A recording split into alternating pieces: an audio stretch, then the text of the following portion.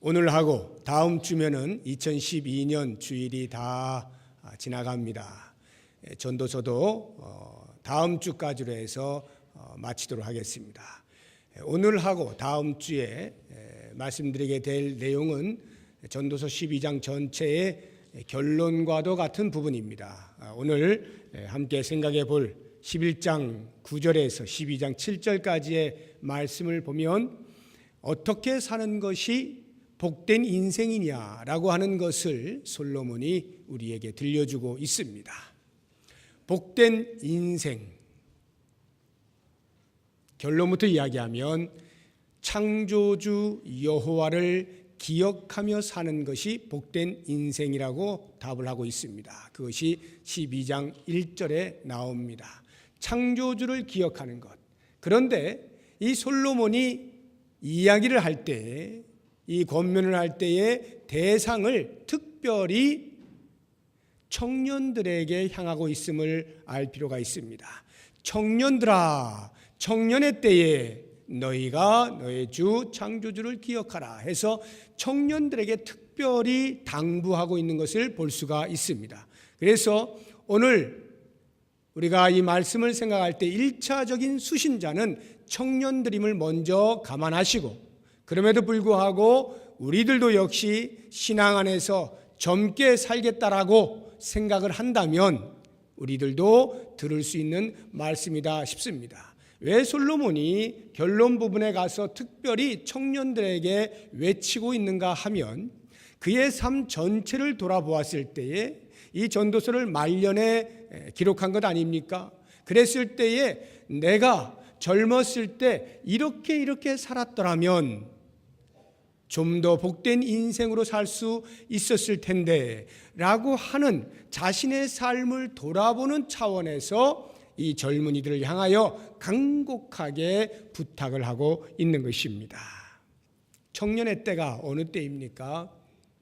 꽃으로 비유하자고 한다면 꽃망울이 막 피어나서 이제 잠시 후면 활짝 피게 되어질 그러한 시기 아니겠습니까? 지금까지 살아온 때보다는 앞으로 살 날이 더 많이 남아있는 시기, 아직도 해야 할 일이 많이 남아있는 시기, 어쩌면 인생의 황금기라고도 말할 수 있는 그 아름다운 시기가 청년의 때입니다.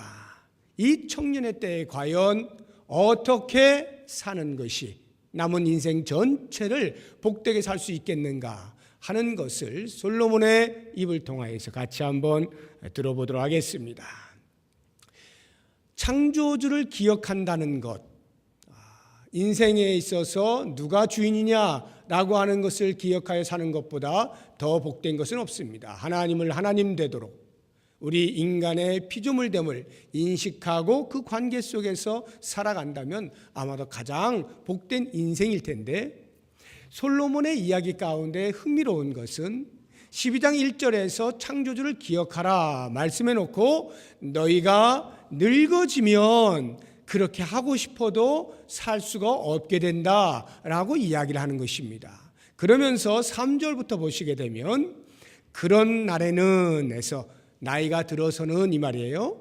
집을 지키는 자들이 떨 것이며 힘 있는 자들이 구부러질 것이며 해서 여러 종류의 사람들을 소개하고 그 사람들이 어떻게 될 것을 이야기하고 있습니다. 그런데 이것은 진짜 그 사람들을 말하는 것이 아니라 우리 신체의 부위들을 사람에 비유하여 의인화시켜서 이야기한 것입니다. 늙어지면 이렇게 된다는 것인데요. 한번 보시죠.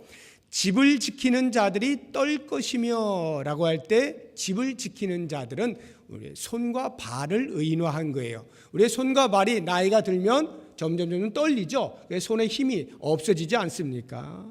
힘 있는 자들이 구부러질 것이며 할 때 이 힘 있는 자들은 우리의 허리를 이야기하는 거예요. 나이가 들면 허리가 굽어지죠. 또는 관절 이런 부분들이 망가지지 않습니까? 어깨 같은데 이런 데가 다 망가지죠. 그 다음에 맷돌질하는 자들이 적음으로 그친다라고 할 때 맷돌질이라고 하는 것은 우리의 치아를 말하는 것입니다. 치아가 점점 빠지잖아요. 나이가 들면서. 그 다음에 창들로 내다보는 자가 어두워진다라고 할 때 이 창들을 내다보는 것은 우리의 눈을 말하는 것입니다. 그래서 시력이 점점 약해진다는 것이죠. 4절 길거리 문들이 닫혀질 것이며 이것은 우리의 귀를 말하는 거예요. 귀가 점점 어두워지죠. 가는 길가 잘 안 들립니다. 그리고 맷돌 소리가 적어질 것이다. 이것은 이제 이가 없으니까, 이가 부족하니까 아무래도 음식을 씹는데 점점 제대로 씹지 못하고 밥을 잘 안 먹게 되죠. 조금씩 불편하니까요. 새의 소리로 말미암아 일어날 것이며 이것은 조그만 소리에도 민감해진다는 거예요. 그래서 노인들이 잠을 잘 못 이루죠. 조그만 소리에도 금방금방 깨곤 하는 것이죠. 그 다음에 음악하는 여자들은 다 쇠하여질 것입니다. 이것은 우리의 목소리를 말하는 거예요. 나이가 들어가면서 점점 목소리가 쇠하여지고 성대가 약해지는 것입니다.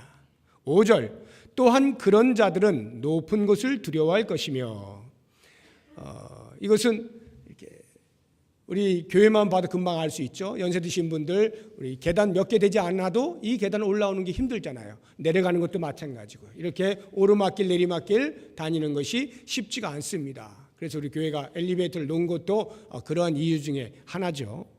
그 다음 길에서는 놀랄 것이며 이 말은 길에 다니는 그 자체가 부담스럽다는 거예요. 자꾸 넘어지니까요. 제가 우리 성도님들 넘어진 이야기만 해도 손에 다 꼽을 수가 없어요. 목욕탕에서 넘어지고 길 가다가 넘어지고 다리에 힘이 빠지니까 당연히 넘어지게 되는 것입니다. 그 다음에 살구나무가 꽃이 필 것이며 이것은 살구나무 꽃이 하얗지 않습니까? 우리의 머리를 의인화한 거예요. 머리가 이제 백발이 돼간다라고 하는 것이고요. 메뚜기도 짐이 될 것이며 이 말은 메뚜기가 무슨 짐이 되겠어요? 메뚜기가 뭐 손등에 올라 앉았다라 해서 이것이 아이고 무거워 할 리가 없잖아요. 그런데 노인이 되면 메뚜기조차도 무겁다는 거예요. 만사가 귀찮아진다 이런 말이에요. 그 다음에 정욕이 그치리니 노인이 되면 당연히 식욕도 떨어지고 성욕도 떨어지고 어떤 성취욕도 떨어지고 욕심들이 이제 점점 사라지게 되는 것입니다. 그래서 결국은 이는 사람이 자기의 영원한 집으로 돌아가고 조문객들이 거리로 왕래하게 됩니다. 장례를 치르게 된다 이 말이에요. 죽는다는 것이죠. 나이가 들면 신체 모든 부위들이 다 약해지고 망가지는 것입니다. 그러다가 결국에는 죽게 되어진다. 7절 보세요. 흙은 여전히 땅으로 돌아가고 영은 그것을 주신 하나님께로 돌아가기 전에 기억하라 해서 이 흙이 땅으로 돌아가고 마는 것입니다. 자, 이와 같은 인생임을 솔로몬이 생각할 때에 젊었을 때에 바르게 살지 아니하면 참으로 허망한 삶을 살겠구나라고 생각을 하게 된 것입니다. 그래서 특별히 젊은이들을 향하여서 청년들아 너희의 청년의 때에 너희 창조주를 기억하며 살아라. 그것이 복된 인생이다. 이렇게 권면하고 있는 것입니다. 자, 그렇다고 하면 창조주를 기억하며 산다는 것이 무엇인가 하는 것을 좀 더 구체적으로 오늘 우리가 읽은 11장 9절과 10절 두 절의 말씀 속에서 한번 찾아보도록 하겠습니다. 먼저 9절입니다. 9절을 우리 다 같이 한번 읽어보겠습니다. 청년이여 내 어린 때를 즐거워하며 내 청년의 날들을 마음에 기뻐하여 마음에 원하는 길들과 내 눈이 보는 대로 행하라. 그러나 하나님이 이 모든 일로 말미암아 너를 심판하실 줄 알라. 이 말씀의 결론적으로 이야기를 하면 이 말씀이 무슨 뜻이냐? 하나님께서 주신 꿈을 이루며 살아라 이 뜻이거든요. 자, 그런데 이 9절의 말씀이 이제 상반절에 보면은 청년이여 내 어린 때를 즐거워하며 내 청년의 날들을 마음에 기뻐하여 마음에 원하는 길들과 내 눈이 보는 대로 행하라 이렇게 말씀하셔서 이것에 대한 두 가지 해석이 있어요. 하나는 이것은 솔로몬이 풍자적으로 역설적으로 수사학적 기법을 사용해서 이야기한 것이다. 그러니까 열심히 청년이여 당신들의 삶을 열심히 즐겁게 즐기면서 사십시오 라고 하는 것은 그렇게 너희들이 한번 살아봐 라고 역설적으로 말하는 것이다 이 말이죠.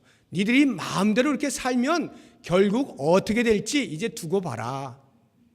니들 마음대로 살다가 큰 코 다친다 라고 하는 차원에서 풍자하여 그렇게 말을 하고 있다. 그 이유가 9절 뒷부분을 보게 되면 그러나 하나님이 이 모든 일로 말미암아 너를 심판하실 줄 알라 해서 너희들이 그렇게 살다가 보면 결국 그 모든 결과에 대하여 니들이 하나님 앞에서 책임을 져야 될 거야. 알아서 해. 이런 식의 이야기다라고 해석을 하는 분들이 있는가 하면 저는 그냥 역설이 아닌 정설로 저는 이해를 하고 있는데요. 솔로몬이 진심으로 청년의 때에 그 삶을 즐기면서 보내라 이렇게 이야기를 하고 있다라고 저는 보는 것입니다. 물론 그렇다라고 해서 그것이 이런 의미는 아니에요. 노세 젊어서 노세 늙어지면 못 노나니 막 놀아보세 하고 젊었을 때 어차피 가는 인생 그냥 놀다 가자 이런 차원의 이야기는 아닙니다. 공동번역을 보게 되면 그렇게 번역을 해놨어요. 네가 가고 싶은 데 가고 네가 하고 싶은 거 하고 네가 보는 거 보고 싶은 거 봐라 이렇게 해석을 해놨어요. 그러나 그 번역이 그렇게 마음대로 살아 이런 의미가 아니라 그것이 청년의 때에 가진 특권이다 권세다 그렇게 삶을 즐겨라 라고 이야기하고 그 다음에 단서를 붙여놓은 것이 그렇지만 조심해야 될 것이 하나가 있는데 결국에 그 모든 삶에 대해서는 하나님의 심판이 따르는 것이다. 그러니 절제하며 조심하여 신중히 살아라 이렇게 이제 보는 것입니다. 자, 이렇게 본다면 앞부분에 나와 있는 그 삶을 마음에 원하는 대로 하라라고 하는 의미가 무엇인가? 그것은 가슴에 꿈을 안고 그 꿈을 이루기 위하여서 노력하면서 성취해라 이런 의미가 되는 것이죠.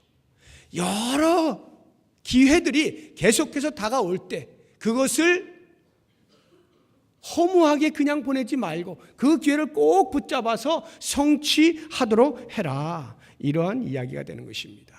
인생에 주어진 기회들을 놓치지 말고 선용하라는 것이죠. 이것이 복된 인생입니다. 우리에게 주어진 기회들, 시간들은 계속 흘러가고 있습니다. 바로 지금 이 순간도 우리의 현재의 시간은 과거로 가고 있어요. 그 시간을 돌이킬 수 있는 사람은 아무도 없습니다. 그러므로 현재로 주어지고 있는 계속되는 시간들 속에서 우리들에게 펼쳐질 여러 기회들이 있을 때 그것들을 잘 살펴서 그 기회들을 붙잡고 꿈을 이루어내는 것 매우 중요한 것입니다. 꿈을 이루어낸다는 것.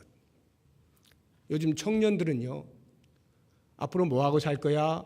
라고 물어보면 정확하게 대답하는 사람 많이 없습니다.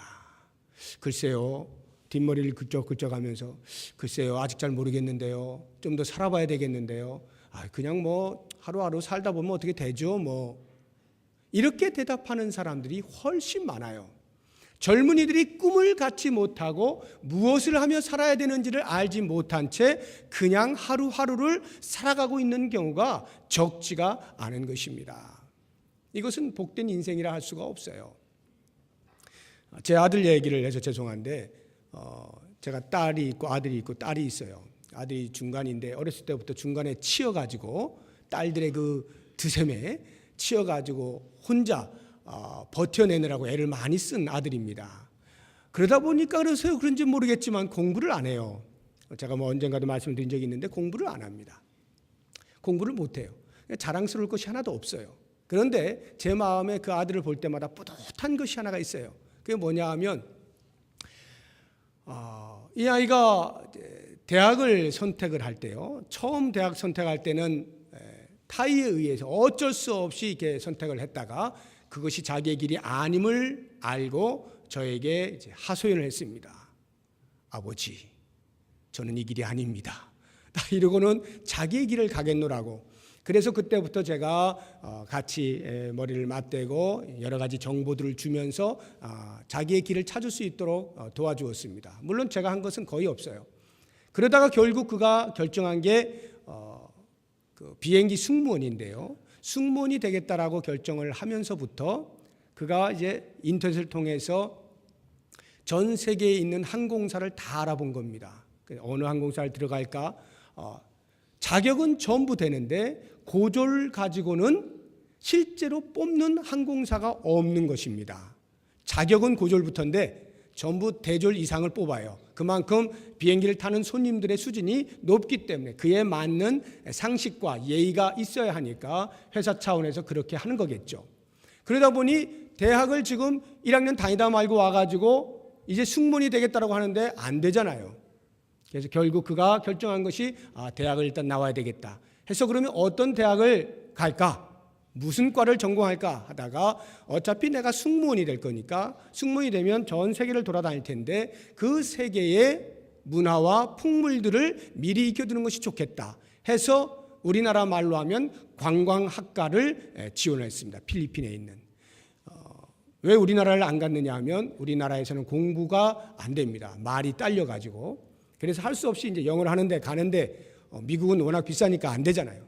싼 필리핀으로 가는데 필리핀에 있는 학교도 자기가 인터넷으로 다 뒤져가지고 그 과를 신청하고 들어가서 지금 2학년 다니고 있습니다. 제가 왜 이런 이야기를 하느냐 하면 승무원, 비행기 승무원 되는 게 무슨 사람들에게 자랑할 게 뭐가 있겠어요. 아주 소박한 거죠. 야, 대단한데? 이런 말 들을 것이 전혀 없잖아요. 그런데 제 마음속에는 제 아들이어서가 아니라 너무나 대단스러워 보이는 거예요. 훌륭하다. 왜? 적어도 자기가 무엇이 되겠다라고 하는, 나는 이렇게 살 거야라고 하는 스스로의 결정을 내리는 것에 대해서 이미 저는 훌륭하다라고 점수를 주는 것입니다. 많은 젊은이들이 그러한 꿈 자체를 갖지 못한 채 사는 경우가 얼마나 허다한지 몰라요. 내가 무엇이 되겠다라고 하는 그 순간부터 인생에는 의미가 발생하고 가치를 발견하게 되는 것입니다. 내가 사는 이유가 생기게 되는 것이고 살맛이 나는 것입니다. 그래서 마침내 그 꿈을 이루는 그 일에까지 열심히 앞을 향해 달려나가게 되어 있는 거죠. 그것이 복된 인생이다라고 하는 것입니다. 자, 그런데 이제 중요한 것은 정작 그 다음에 있어요. 그러면 꿈을 꾸기만 하면, 그 꿈을 성취하기 위하여 노력하기만 하면 전부 복된 인생이냐? 그렇지는 않습니다. 솔로몬이 이야기하고 있는 9절 뒷부분에 나오는 그 단서가 우리들에게 많은 것을 생각하게 해줍니다. 그러나 하나님이 이 모든 일로 말미암아 너를 심판하실 줄 알라. 꿈을 가지고 꿈을 이루기 위하여 노력했습니다. 그런데 하나님이 그것에 대하여 심판하시겠다는 거예요. 무슨 말이냐 하면 내가 가지고 있는 꿈, 내가 이루겠다라고 말한 그 꿈이 과연 하나님과 관계가 있는 꿈이냐 이 말이에요. 관계가 있는 꿈이어야 한다는 것이죠. 만약 관계가 없으면 하나님이 마지막 날 그를 심판할 때 너 뭐 했니? 라고 할 때 아무런 할 말이 없어지는 거예요. 아무리 어마어마한 것들을 이루어냈다 할지라도 세상 사람들에게는 크게 존경을 받고 인정을 받는 공헌을 했다 할지라도 그것이 하나님과 관계가 없다라고 한다면 하나님은 적어도 그를 평가하기를 A를 줄 수가 없는 거죠. 너는 F, 학점 미달, 이렇게 평가를 내릴 수밖에 없는 것입니다. 그러니까 하나님의 심판이 있는 줄을 알라라고 하는 말은 내가 그와 같은 꿈을 이루기 위하여 모든 노력을 다하되 반드시 마지막 순간에 그 모든 과정에 대한 하나님의 평가가 있음을 알고 살라 이 말입니다. 하나님의 평가, 성도된 우리들은 하나님의 평가를 비껴갈 수가 없어요. 그 누구에게 평가받기 위하여 우리의 인생을 사는 게 아닙니다. 마지막 날 하나님께서 평가하실 때 거기에서 합격이 돼야 되는 거예요.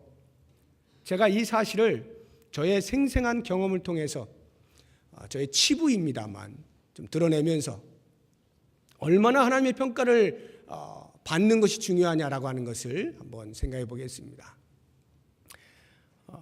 제가 1987년도에 대학교를 졸업했어요.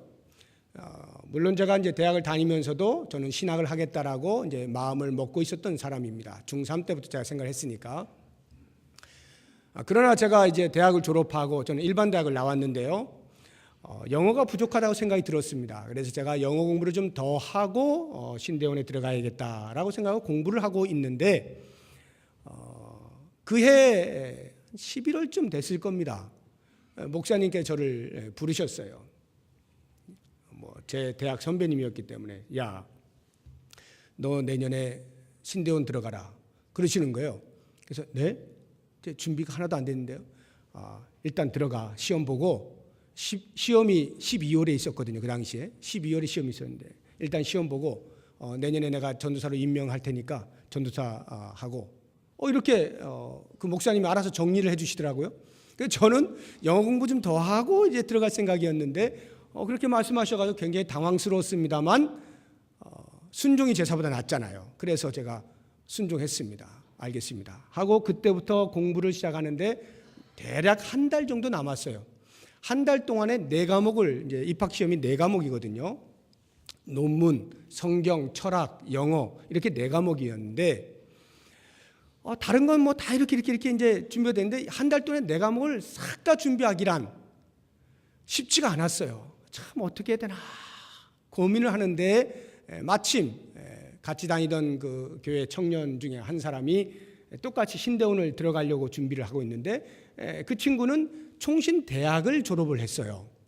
그러니까 총신대학에서 신대원을 가는 거니까 좀 쉽지 않겠습니까? 이미 대학교 때 신학을 했고 여러 가지 입학에 대한 그 정보들이 있을 것이니까 너무 잘 돼가지고 그 친구한테 물었어요. 야, 시험이 어떻게 나올까? 근데 제가 제일 자신이 없었던 게 철학이었습니다. 철학이 조금 너무 이게 광범위하고 고대에서부터 현대까지 그걸 다 하려니까 사람 이름하며 말한 거 하며 뭐 복잡한 거예요. 그 물어봤더니 그 친구가 희소식을 알려주는 거예요. 이번 시험은 현대에서 다 나와 그러더라고요. 현대 철학에서 다 나온다는 거예요. 그 왜 그런데? 지난번에 고대에서 나왔거든. 지난번에 중세에서 나왔거든. 이번에 차례가 현대 차례야. 원래 그렇게 돌아가면서 나오게 돼 있어. 제가 얼마나 기뻤겠어요. 그 많은 방대한 분량을 공부해야 되는데 현대라고 딱 좁혀주니까 그때부터 제가 현대를 파지 않았겠습니까? 뭐 다른 것들은 다 이제 준비가 됐고 현대를 팠어요. 철학을 완전히 다 외웠습니다. 그래서 언제 어느 때 말을 해도 다 쓸 수 있게 딱 해놨고 들어갔어요. 철학 시험 문제지를 받았습니다. 어떻게 됐겠어요? 황당하게 이런 일이 있을 수가 있습니까? 고대, 중세, 근대, 현대 골고루 나왔으면 현대라도 제가 쓰죠. 몇 점이라도 맞을 거 아니에요. 몽땅 다 고대에서 나온 거예요. 고대 철학에서 다 소크라테스가 어쩌고 막 세상에 제가 그때만큼 머리가 하얘진 적이 없어요. 하나도 쓸 수가 없는 겁니다. 무슨 소크라테스의 행복론에 대해 써라 이러는데 어떻게 써요 행복론을? 현대만 봤으니. 그래서 제가 어떻게 했겠어요? 할 수 없이 문제의 처음부터 뒷장을 넘겨가지고 앞뒤로 꽉꽉 제가 외운 현대를 다 쓴 겁니다. 쫙 썼어요. 어떻게 됐을 것 같아요? 제가 맨 뒤에다가 멘트를 하나 날렸습니다. 교수님 아시죠? 제가 현대만 공부해서 어쩔 수 없이 이렇게 됐습니다. 부디 선처를 바랍니다. 이것까지 제가 썼습니다. 제 양심이 도저히 어쩔 수가 없어서 그래서 제가 이러이러해서 이렇게 해서 현대만 썼는데 선처해 주시면 감사하겠습니다. 저는 혹시 이 양심 선언에 대하여 교수님이 일말에 어떤 재고를 하시지 않을까 하는 막연한 기대를 했는데 떨어졌습니다. 제가 신대원 재수생이에요. 떨어졌어요. 여러분 왜 떨어졌다고 생각하세요? 저는 현대에 대하여서 완벽하게 했어요. 제가 공부한 거 완벽하게. 그런데 다만 한 가지 문제가 있다면 그것은 문제를 제출한 교수님과 맞지 않았다는 것뿐이에요. 그분은 고대를 원했고 나는 현대야 하고 현대를 쓴 것뿐입니다. 이 차이가 저를 떨어뜨리게 만든 것입니다. 우리의 인생에서 나는 정말로 잘 살았다, 내 젊은 날 하루도 놓치지 아니하고 진지하게 열심으로 내가 이루고야 말겠다라고 하는 꿈들을 하나씩 적어가면서 다 이루어냈다. 그런데 만약에 하나님께서 평가를 제대로 하지 아니하시면 하나님 어떻게 이럴 수가 있습니까? 내가 얼마나 노력했는지 하나님이 아시지 않습니까? 라고 아무리 외쳐보아야 하나님께서 말씀하시는 거예요. 야, 답이 틀렸어. 내가 원하는 답이 아니야. 이렇게 이야기를 하시는 거예요. 그렇습니다. 젊은 날에 우리가 하나님께 주신 꿈들을 발견하고 그 꿈을 이루기 위해서 노력하는 것, 이것만큼 중요한 게 없어요. 하나님께서 꿈을 주셨다고 하는 것에 대한 생각을 가져야 됩니다. 내가 무엇을 하겠다라고 하는 게 중요한 게 아니에요. 제 아들이 승무원 되겠다라고 해서 야, 정말 너 훌륭하다, 제가 거기까지는 훌륭하게 봅니다. 그러나요, 승무원이 왜 되려고 하느냐, 승무원이 되어서 어떻게 살려고 그러는데 라고 하는 부분에 대하여 만약 제 아들이 답을 갖지 못하고 있다면 그것은 어쩌면 나중에 하나님 앞에 큰일 당하는 겁니다. 왜 승무원이 되려고 하는가?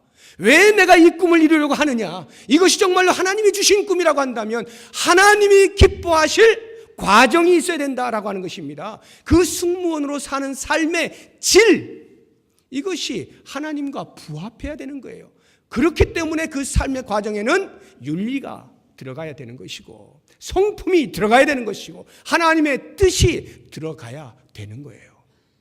그렇게 살게 되어질 때 마지막 날 하나님 앞에 서면 하나님께서는 당연히 너는 100점이야 라고 평가를 내려주시게 되어 있고, 바로 그와 같이 사는 인생 전체가 복된 인생이다 라고 하는 것입니다. 그러므로 사랑하는 성도 여러분, 내가 지금 청년의 때라면 더 말할 것도 없거니와 그렇지 않다 할지라도 지금부터 나에게 주어지는 시간들, 다시는 돌아오지 아니하는 그 시간들 속에서 과연 하나님은 나에게 남은 인생을 어떻게 살게 하시는가에 대하여 생각하십시오. 그리고 하나님께서 들려주시는 음성을 들으십시오. 그 말씀에 순종하십시오. 그리고는 그 뜻을 이루어 드릴 때 하나님께서 기뻐하시는 방법으로, 하나님께서 기뻐하시는 삶의 질을 가지고 사십시오. 그러면 그 인생이 마지막 때에 하나님 앞에 섰을 때 말할 것도 없이 착하고 충성된 종아라는 칭찬을 받게 될 것입니다. 그 인정을 받게 되는 인생이 복된 인생인 겁니다. 이제 두 번째로 10절에 나오는 말씀 가운데에서 창조주를 기억하는 복된 인생이 과연 무엇인가 하는 것을 같이 생각해 봅니다. 10절 같이 읽어보겠습니다.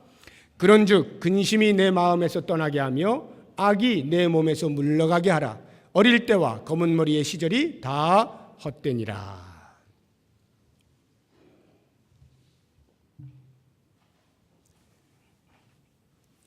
10절의 말씀에서는요, 두 가지를 버리는 것이 복된 인생이라 말을 합니다. 창조주를 기억한다는 것은 이 두 가지를 버려야 한다라는 것인데요, 그 첫 번째가 마음의 근심을 버리라는 것이고요, 두 번째가 몸의 악을 버리라는 것입니다. 마음의 근심을 버린다는 것이 무엇을 의미하는 것인가? 창조주를 기억한다 라고 하면서 마음의 온갖 근심을 다 가지고 있다면 그것은 거짓말입니다. 사실 청년의 때에는 그렇게 많은 근심이 있는 때는 아니에요. 우리가 언제 근심을 많이 하게 됩니까? 별의별 일들을 다 겪게 될 때, 이 사람 저 사람과의 관계 속에서 복잡한 것들이 얽혀 있을 때, 그런 속에서 근심들이 나오지 않습니까? 그러니까 인생을 오래 산 사람들이 근심이 많게 마련이에요. 나이가 어릴수록 근심은 적게 마련이죠. 그러니까 청년의 때는 그렇게 근심이 많을 것은 아니에요. 없는 것은 아니겠습니다만 훨씬 더 진취적이고 내가 성취할 것이 더 많기 때문에 큰 근심을 갖지는 않아요. 그런데 이상하게도 요즘 청년들을 보면 근심이 많아요. 제가 우리 교회 청년들 만나서 이렇게 얼굴 보면요, 저보다 얼굴이 편치가 못해요. 뭔가 근심이 어려 있어요. 얘기를 나눠보면요, 대부분의 근심의 핵심이 뭐냐 하면 앞으로 뭐 해서 먹고 살지, 이게 걱정인 거예요. 뭐 해서 먹고 살지. 제가 청년 때는 그런 걱정 안 했던 것 같아요.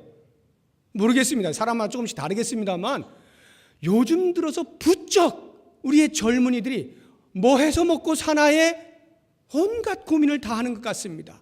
왜 그런가 가만 생각해 보았더니 사는 게 요즘 힘들어요.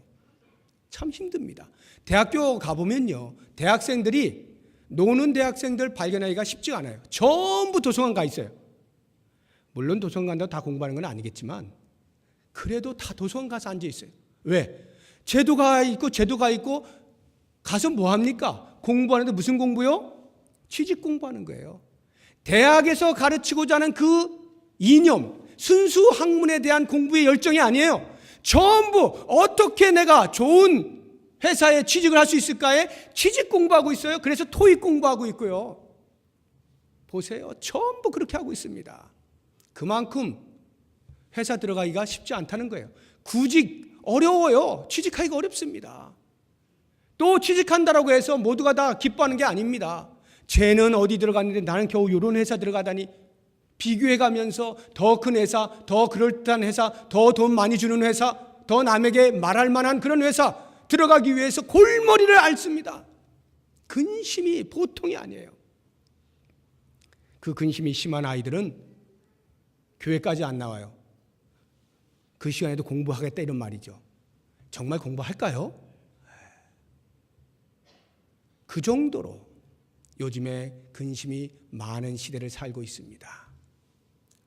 저는 오히려 솔로몬이 이야기하고 있는 것이 오늘날의 청년들을 향해서 이야기하고 있는 것이 아닌가 하는 생각이 듭니다. 근심하지 말라. 내 마음에서 근심을 내어 버려라. 여러분, 왜 근심이 생기는지 아세요? 믿음이 작기 때문에 근심이 생겨요. 믿음이 작기 때문에. 마태복음 6장에 보면 예수님께서 그런 말씀하시잖아요. 공중의 새를 봐라. 자기가 걱정 안 해도 하나님께서 다 먹여 살리신다. 들의 백합화를 보라. 그가 어떻게 하지 않아도 내가 다 입힌다. 들풀을 봐라. 내가 다 입힌다. 내가 다 기른다. 그러면서 뭐라고 말씀하셔요? 하물며 너희 일까 보냐. 공중의 새도 들에 피는 백합화도 들풀도 내가 먹이고 기르고 입힌다고 할 것 같으면 나의 자녀들인 너희들에 대해서 내가 어찌 하겠는가? 돌보지 않겠느냐? 하물며 너희 일까 보냐? 라고 말씀하시면서 그 다음에 말씀해 놓으신 것이 믿음이 작은 자들아. 이렇게 말씀하셔요. 하물며 너희 일까 보냐? 믿음이 작은 자들아. 우리의 믿음이 작아서 창조주 여호와 하나님께서 어떻게 우리를 돌보실 것에 대한 확신이 없는 거예요. 믿음이 작아서 하나님께서 나를 먹여 살리신다고 하는 확신이 없는 거예요. 그러니까 내가 내 스스로를 지켜내려고 하니까 머리가 아프죠. 근심과 염려와 걱정으로 가득 차 있는 것입니다. 일을 시작하신 여호와 하나님께서 그 일을 마치시기까지의 모든 알파 오메가까지의 그 모든 과정들을 생의 주인이신 여호와 하나님께서 책임지지 않으시겠어요? 우리를 구원하신 하나님께서 예수 그리스도의 이름을 땅에 떨어뜨리겠냐고요? 우리로 하여금 제대로 살지 못하게 하심으로 그렇게 하실 리가 만무하잖아요. 우리 하나님께서는 우리를 구원하실 때 이미 가지고 계신 계획들이 있고 그 성취를 위하여 하나님께서 하늘에서 열심을 다하고 계시는 거예요. 그러므로 우리가 그 확신을 가지고 있다면, 그 믿음이 있다라고 한다면 우리의 마음에서 근심을 쫓아낼 수 있는 것이죠. 왜 우리의 마음에 근심이 생깁니까? 이미 앞에 말씀드린 것처럼 우리의 마음에 꿈이 없을 때, 비전이 없을 때, 꿈을 가지고 열심히 사는 그 자리에 꿈이 없다 보니까 근심이 들어오는 것입니다. 그래서 근심이 자리를 차지하고서 온통 염려해라, 근심해라, 걱정해라, 사탄의 그 유혹의 소리에 넘어가고 마는 거예요. 그러니까 무기력한 청년이 되는 것입니다. 무기력한 사람이 되는 거예요. 나는 아무것도 할 수 없는 사람이로구나 주저앉아버리는 거예요.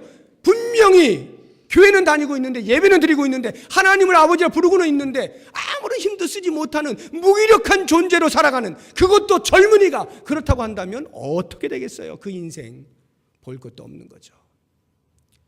하나님이 주신 꿈을 발견해야 돼요. 비전을 볼 수 있어야 됩니다. 그럴 때 우리의 마음에서 근심이 물러가요.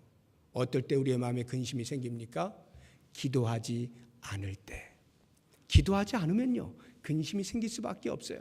그래서 빌립보서 4장 6절 7절에 보면 아무것도 염려하지 말고 다만 모든 일에 기도와 간구로 너희 구할 것을 감사함으로 하나님께 아뢰라. 그리하면 모든 지각에 뛰어난 하나님의 평강이 그리스도 예수 안에서 너희 마음과 생각을 지키시리라 말씀하지 않습니까? 기도하면 근심이 사라져요. 기도하면 하나님의 평강이 우리의 마음을 채워요. 그런데 반대로 기도하지 않으면 온갖 염려가 우리의 마음을 다 지배하게 되는 것입니다. 여러분 잘 보세요. 아무것도 염려하지 말고, 염려에 대해서는 nothing, 아무것도 하지 말고, 기도할 때는요, 모든 일에 감사함으로 기도하라. 기도할 때는 everything, 모든 것이에요. 대단히 단순한 진리 아닙니까? 염려를 왜 아무것도 하지 않는가? 백해무익하기 때문이에요. 염려해서 내 키를 한 자를 자라나게 할 수가 없는 것입니다. 염려해서 내가 바꿀 수 없는 환경을 바꿔낼 수 없는 것입니다. 그러므로 염려는 nothing이에요. 아무것도 하지 않는 것입니다. 단 한 가지도 하지 않는 거예요. 대신에 그 염려할 모든 것들을 하나님 앞에 가지고 나와서 모든 것을 기도하는 것입니다. 기도할 때 하나님께서 우리의 마음에 있는 근심의 문제들을 하나씩 하나씩 다 빼주시는 거예요. 그러면서 하나님의 평강으로 우리의 마음과 생각을 지켜주시는 거예요. 얼마나 놀랍습니까? 사랑하는 여러분, 근심하고 계십니까? 지금도 무엇을 먹을까, 무엇을 입을까, 무엇을 마실까 염려하고 있습니까? 저는 말씀드리고 싶어요. 예수님께서는 진리의 말씀을 선포하셨습니다. 그런 것은 이방인들이 하는 거니까 놔두고 너희들은 하나님의 백성 아니냐, 하나님을 아버지라 부르지 않느냐, 그러니 너희가 할 것은 먼저 그의 나라와 그의 의를 구해봐라. 비전을 발견해봐라. 무엇으로 하나님을 기쁘시게 하며 살 것인가를 찾아봐라. 그리하면 이 모든 것을 너희에게 다 더해 주실 거야. 먹고 사는 문제는 내가 책임질게. 이것이 하나님의 말씀이에요. 기억하십시오. 무엇이 복된 인생이냐? 내 마음의 모든 근심을 내어버리고 전능하신 하나님, 창조주 하나님을 기억해내는 거예요. 이제 마지막으로 무엇이 복된 인생이냐? 우리의 몸의 모든 악을 버리는 것입니다. 악을 버리는 거예요. 여러분, 이 악, 죄라고도 볼 수가 있죠. 죄를 짓는 것에 대해서 우리는 조그마한 죄들, 사소해 보이는 죄들에 대해서 쉽게 용납하곤 합니다. 이 정도 죄는 하나님께서 봐주시겠지. 이건 금방금방 넘어가는 거니까, 잠시 넘어가는 거니까 하고는 사소해 보이는 죄들에 대해서 용납하기 시작하면요, 나중에 큰 죄, 누가 봐도 야 너는 큰 죄를 졌어 라고 말할 만한 그러한 죄를 짓게 되는 일에 별로 어려워하지 않습니다. 그 죄를 피해낼 능력이 생기지가 않아요. 그래서 사도 바울이 말하는 것이에요. 악은 모든 모양이라도 버려라. 모양조차도 버리는 거예요. 그것이라도 흉내를 이렇게 내려고 하다 보면은 자기도 모르는 사이에 큰 죄를 범하고 만다라고 하는 것입니다. 사랑하는 여러분, 우리 가운데 악이라고 하는 것은 언제나 존재하고 있어요. 이 세상은 전부 악이 지배하고 있지 않습니까? 죄로 가득 찬 세상이에요. 이미 노출이 될 대로 다 되어 있어요. 모든 사람이 이 죄의 환경으로부터 자유롭지가 못해요. 그렇다고 하면 어떻게 이러한 상황 속에서 죄를 극복하고 악을 버리며 승리할 수 있겠는가? 그것은 무엇보다 먼저 내가 죄에 대하여 지극히 연약하다라고 하는 것을 인정하는 거예요. 죄가 나보다 훨씬 강하다라고 하는 것을 인정하는 거예요. 그래서 그 죄에 대하여 죽은 자로 살아버리는 거예요. 죽은 자로 여기는 것이에요. 사도 바울이 이야기하지 않습니까? 죄에 대한 죽은 자로 살 것이요 의에 대하여는 산 자로 여길지어다. 무슨 말입니까? 죄가 다가올 때 아무리 조그만 죄라 할지라도 난 죽었어, 이렇게 선포해버리란 말이에요. 그 죄에 대하여 난 죽은 거야, 난 죽었어. 왜요? 죽은 자는 반응을 하지 않으니까요. 죽은 자는 반응을 하지 않아요. 그런데 그 죄에 대해서 한번 내가 저거 이겨볼까? 내가 이거 내 믿음이 이거 못 이겨서는 안 되지 하고 괜히 그 악하고 싸워보려고 대적해보려고 그래서 이겨보려고 하잖아요. 영락없이 넘어갑니다. 우리가 그렇게 연약한 존재예요. 죄에 대해 연약하다는 것을 인정해야 됩니다. 그래서 아예 죄가 다가올 때는 그 부분에 대해 난 죽었다 손을 들어버리는 거예요. 무감각하게 반응을 안 해버리. 그래야만 죄를 이길 수가 있다라고 하는 것입니다. 또 한 가지 죄를 이길 수 있는 방법은 나 혼자 버틸려면 보통 일이 아니에요. 그런데요, 삼겹으로 꼬아놓으면 그거 끊기가 쉽지 않잖아요. 그래서 죄에 대하여 싸우는 사람들, 의에 대하여 진지하게 살아가는 사람들, 하나님을 온전하게 섬기는 사람들, 이런 사람들과 함께 연대하는 것입니다. 사도 바울이 이야기하잖아요. 주를 깨끗한 마음으로 부르는 자들과 함께 의와 믿음과 사랑과 화평을 따르라. 주를 깨끗한 마음으로 부르는 자들을 찾으십시오.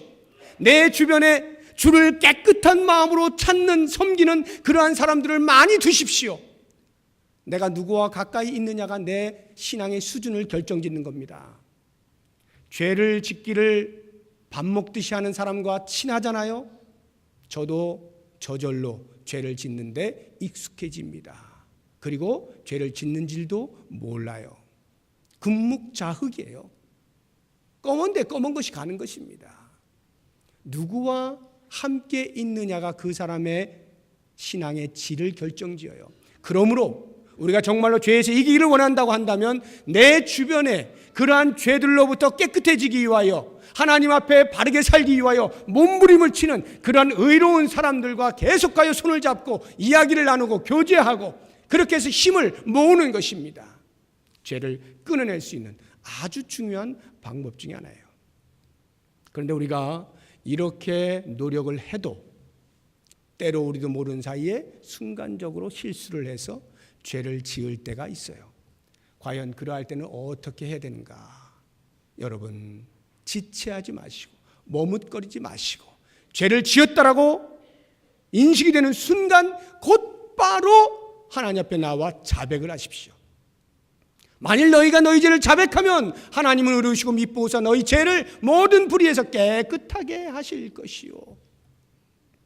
하나님께서는 우리가 죄를 지었을 때에 자백하는 순간에, 회개하는 순간에 곧바로 용서해 주셔요. 이미 그리스도 안에서 다 용서되어진 죄예요. 이미 우리가 목욕을 한 자들이에요. 그럼에도 불구하고 날마다 걸어다니면서 먼지가 묻는 그 발을 깨끗이 씻어야 할 필요가 있는 것입니다. 끊임없이 우리의 삶 가운데에서 찾아온 죄의 사슬들을 끊어내기 위하여 하나님 앞에 엎드려 기도하고, 하나님, 오늘도 제가 알고 지은 죄, 알지 못한 채 혹시 지은 죄가 있다면 용서하여 주옵소서 라고 하는 이 사죄의 기도를 드릴 때 하나님은 끊임없이 우리와 아버지와 아들의 관계를 맺고 계시는 겁니다. 사랑하는 여러분, 오늘 솔로몬이 전도서 전체의 결론과도 같은 이 부분에서 청년들을 향하여 특별히 이야기하고 있는 이 복된 인생은 단지 청년들만 듣는 것이 아니라 우리 모든 장년들도 내 남아있는 생을 어떻게 복되게 살 것이냐를 고민한다면 적어도 이 말씀에 귀를 기울일 필요가 있는 것입니다. 비록 내가 남아있는 삶이 그리 오래지 않을 것 같다 할지라도 그 삶이라도 복되게 살기 위해서는 하나님께서 나에게 주신 인생의 목적과 꿈이 무엇인가를 선명하게 보시고 그 꿈을 이루기 위하여 노력하며 하나님께서 기뻐하시는 삶으로 살아내시고 내 마음에 있는 모든 근심과 몸의 악들을 창조주 하나님을 기억하여 다 제거해 버림으로써 그 하나님께서 우리에게 주시는 마음의 평강과 기쁨과 만족과 감사로 가득 채우시면서 복된 인생을 누리실 수 있기를 주의 이름으로 축복합니다. 기도하겠습니다. 하나님, 그렇게 살겠습니다. 청년은 청년의 때에 남은 인생을 주 앞에 복되게 살겠습니다. 작년이면 작년대로, 노년이면 노년대로 우리의 남은 인생이 얼마가 되었든지 하나님 앞에서 복된 인생으로 살아 마지막 날에 하나님 앞에 좋은 평가, 착하고 충성된 종이라는 평가를 받도록 우리의 인생을 살펴 주옵소서. 예수님의 이름으로 기도드립니다. 아멘.